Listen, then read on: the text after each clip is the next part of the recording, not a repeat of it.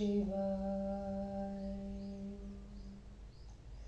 शिवजी सदा सहाय।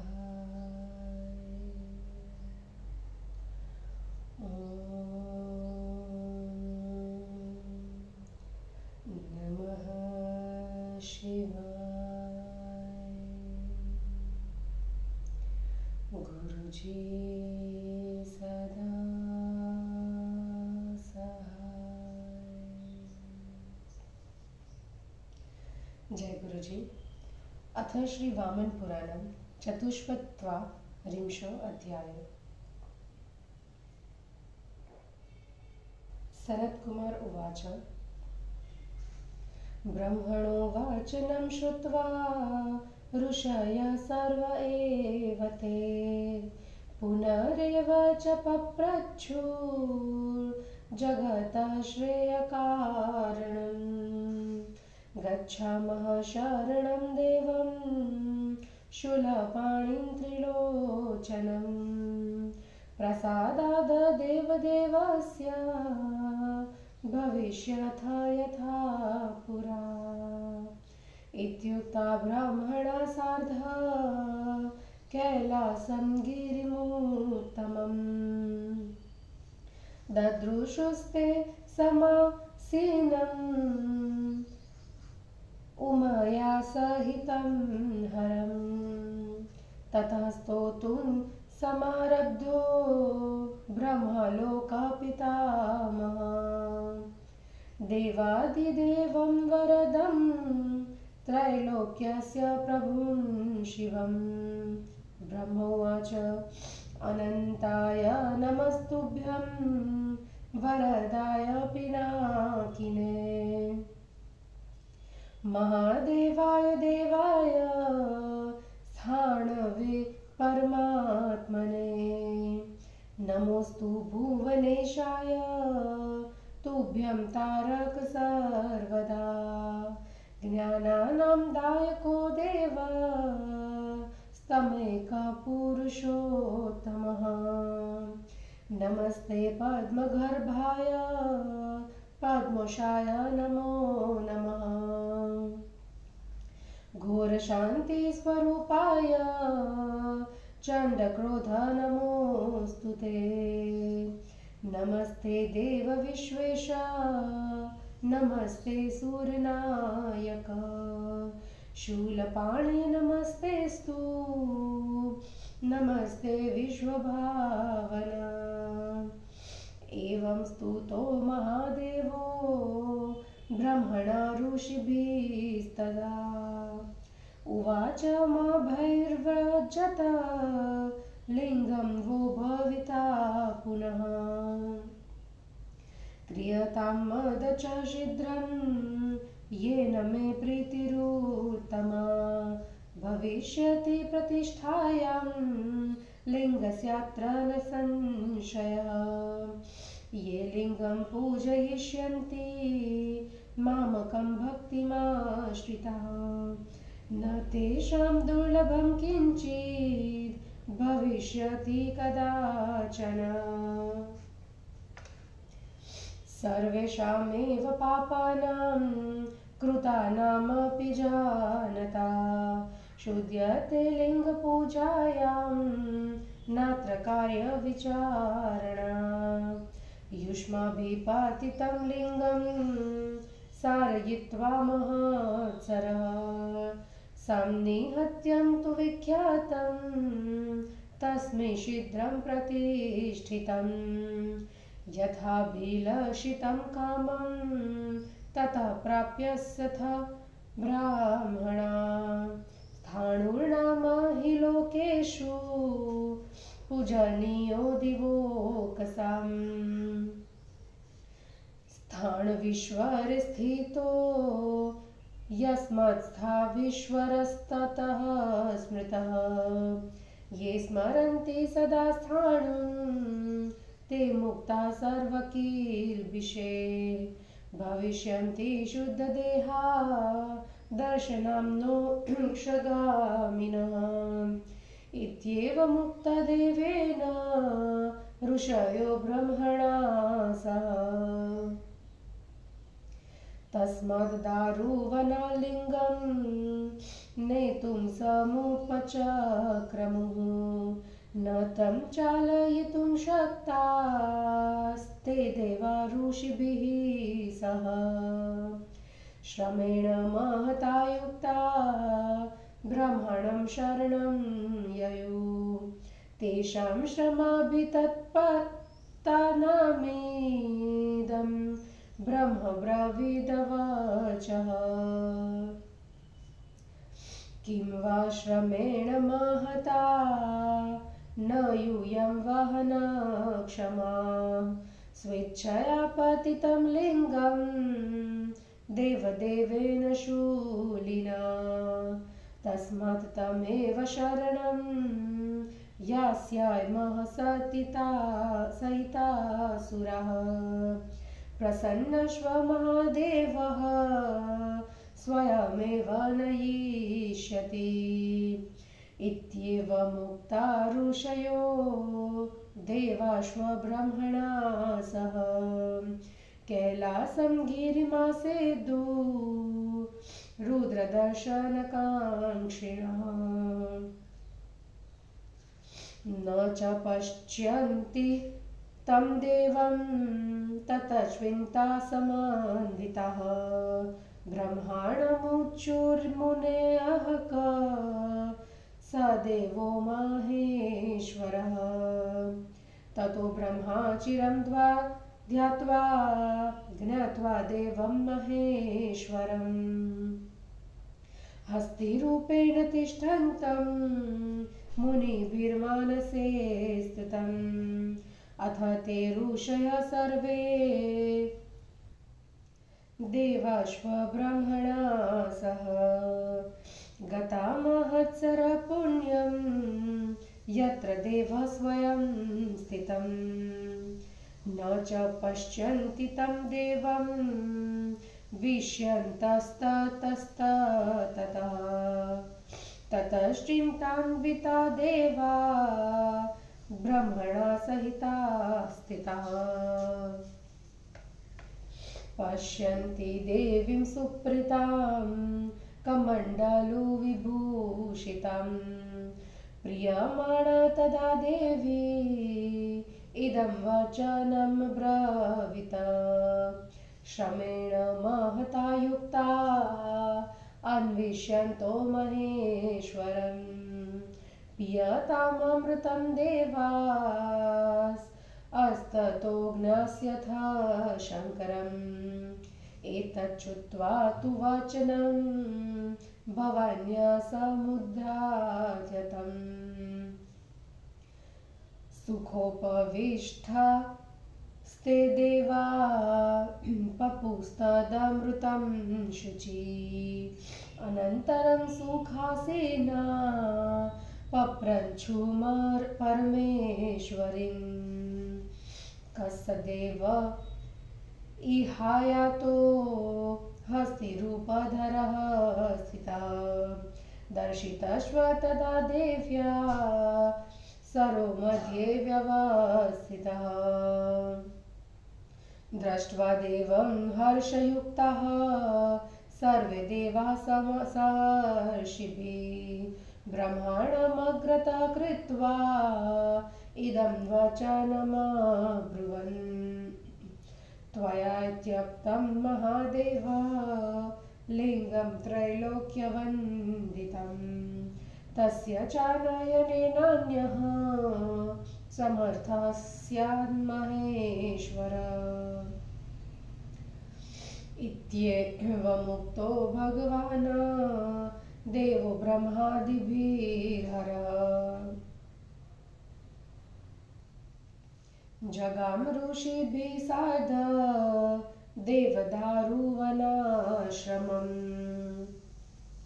तत्र गत्वा महादेवो हस्तिरूपधरो हरः करेण जग्राह ततो लीलया परमेश्वरः। तमादाय महादेवः स्तूयमानो महर्षिभिः निवेशयामास तदा सरपार्श्वे तु पश्चिमे ततो देवाः सर्व एव ऋषयश्वतपोधनः आत्मानं सफलं दृष्ट्वा स्तवं चक्रुर्महेश्वरेः।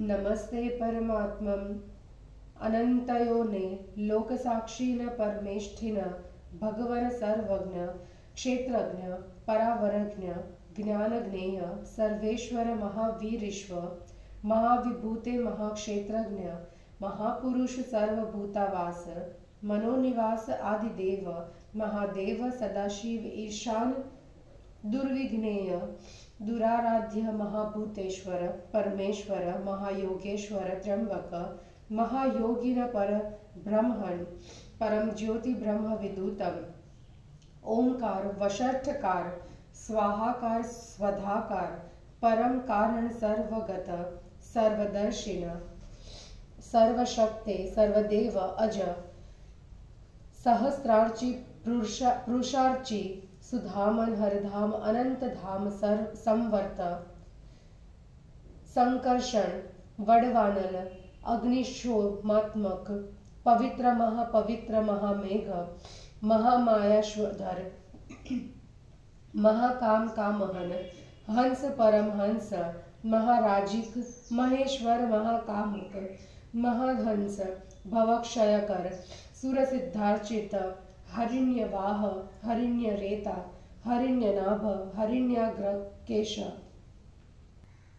मुंजकेशिन सर्वलोक वरप्रद सर्वानुग्रहकर कमलेशय कुशेशय हृदयेशय ज्ञानोदय शंभो विभो महायज्ञ महायाग्निक सर्वयज्ञमय सर्वयज्ञ हृदय सर्वयज्ञ संस्तुत निराश्रम समुद्रेशय अत्रिसंभव भक्तानुकंपिन अभग्न योग योगधर वासुकी महामणि विधोत्थित विग्रह हरित नयन त्रिलोचन जटाधर नीलकंठ चंद्रार्धरधर उमा शरीरार्धहर गजचर्मधर दुस्तर संसार महासंहारकर प्रसिद्ध भक्त जन वत्सल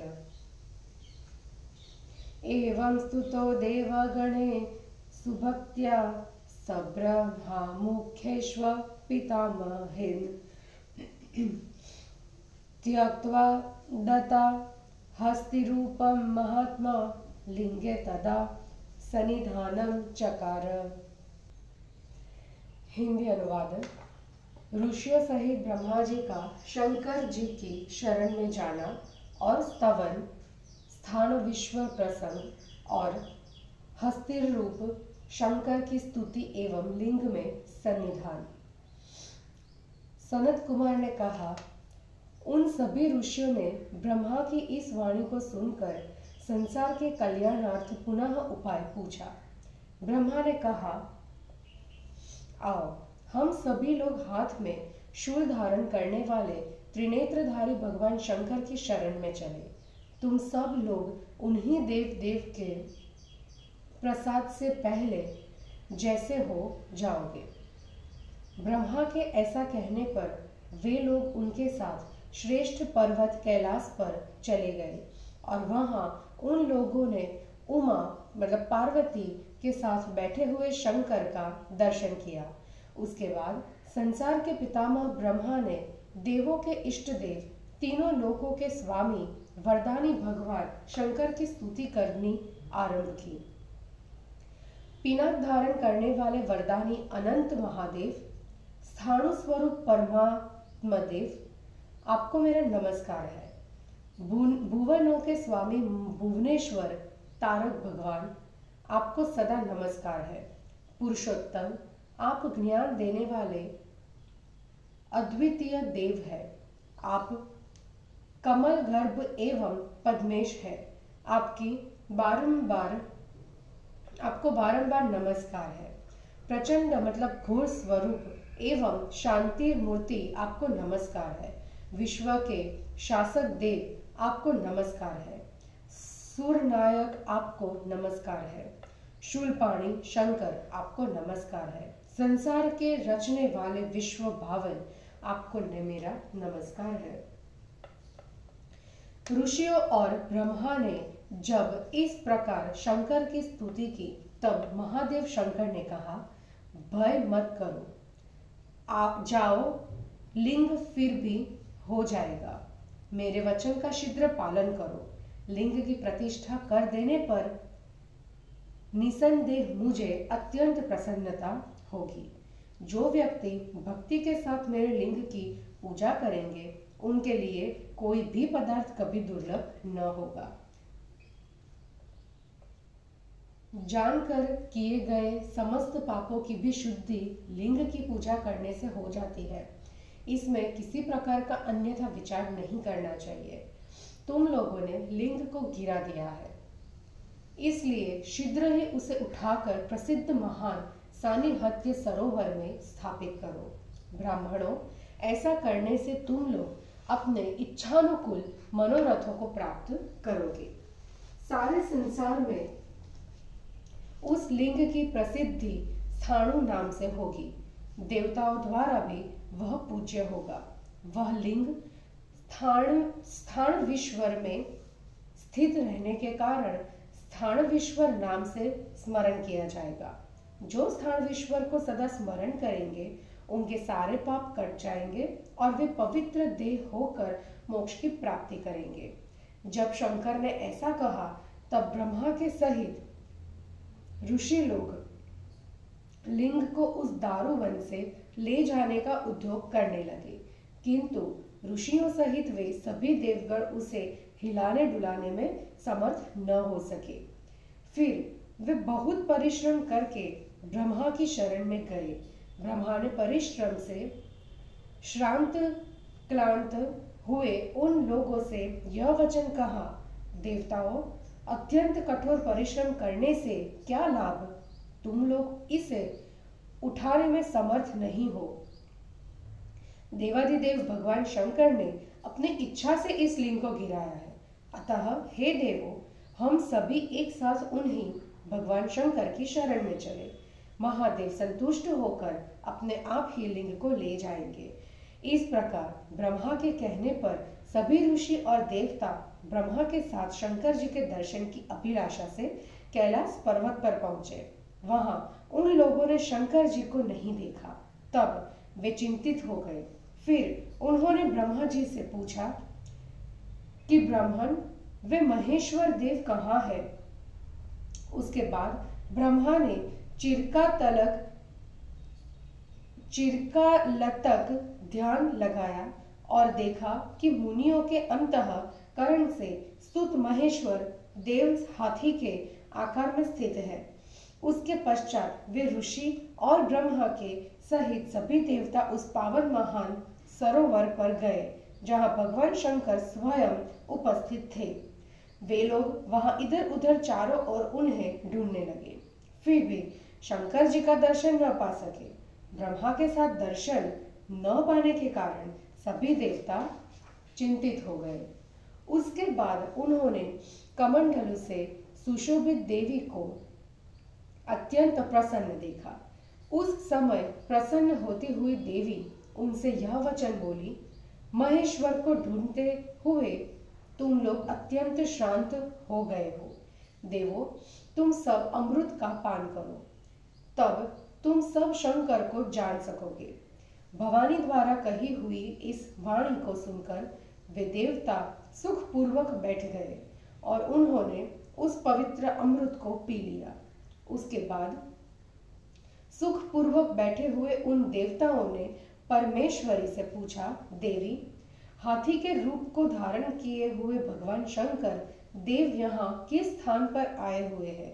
देवताओं के इस प्रकार पूछने पर देवी ने सरोवर के बीच में स्थित शंकर को उन्हें दिखला दिया। ऋषियों के साथ सभी देवता उनका दर्शन पाकर हर्षित हो गए और ब्रह्मा को आगे कर शंकर जी से यह वचन बोले, महेश्वर, आपने तीनों लोकों में वंदित जिस लिंग को छोड़ दिया है उसे ले आने में दूसरे किसी की शक्ति नहीं है, उसे कोई दूसरा उठा नहीं सकता। इस प्रकार ब्रह्मा आदि देवताओं ने जब भगवान शंकर से कहा, तब देव शिव जी ऋषियों के साथ देवदारू वन के आश्रम में चले गए। वहां जाकर हाथी का रूप धारण करने वाले महादेव शिव ने खेल खेल में लिंग को अपने सूंड से पकड़कर उठा लिया। शंकर जी महर्षियों के द्वारा स्तुति किए जाते हुए उस लिंग को लाकर सरोवर के पास पश्चिम दिशा में स्थापित कर दिया। उसके बाद सभी देवता एवं तपस्वी ऋषियों ने अपने को सफल समझा और वे भगवान शंकर की स्तुति करने लगे। परमात्मन अनंत योने लोक साक्षिण परमेष्ठे भगवान सर्वज्ञ क्षेत्रज्ञ, हे पर और अवर के ज्ञाता ज्ञानज्ञेय सर्वेश्वर महावीरेश्वर महाविभूते महाक्षेत्रज्ञ महापुरुष, हे सब भूतों के निवास मनोनिवास आदिदेव महादेव सदाशिव ईशान दुर्विघ्ने दुराराध्य महाभूतेश्वर परमेश्वर महायोगेश्वर त्र्यंबक्य महायोगिन परब्रह्मन परम ज्योति ब्रह्मविद उत्तम ओंकार वशटकार स्वाहाकार स्वाधाकार परम कारण सर्वगत सर्वदर्शी सर्वशक्ति सर्वदेव अज सहस्रार्ची पुरुषार्ची सुधामन हरधाम अनंतधाम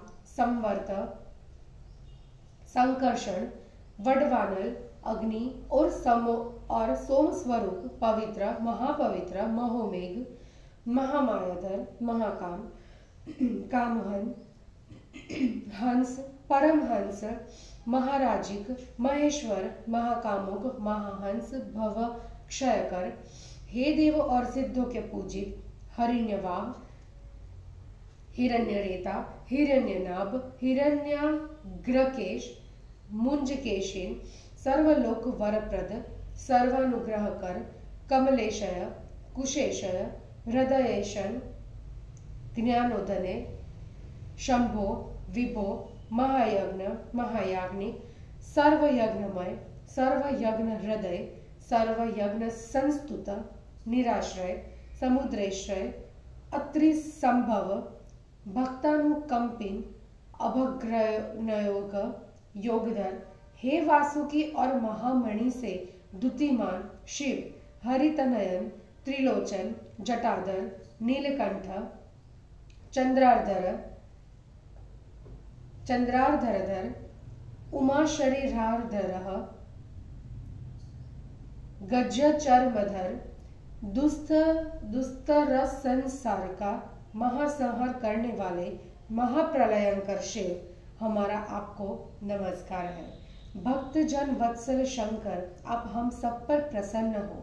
इस प्रकार पितामह ब्रह्मा आदि श्रेष्ठ देवगणों के साथ भक्ति पूर्वक स्तुति करने पर उन महात्मा ने हस्ती रूप का त्याग कर लिंग में सन्निधान निवास कर लिया।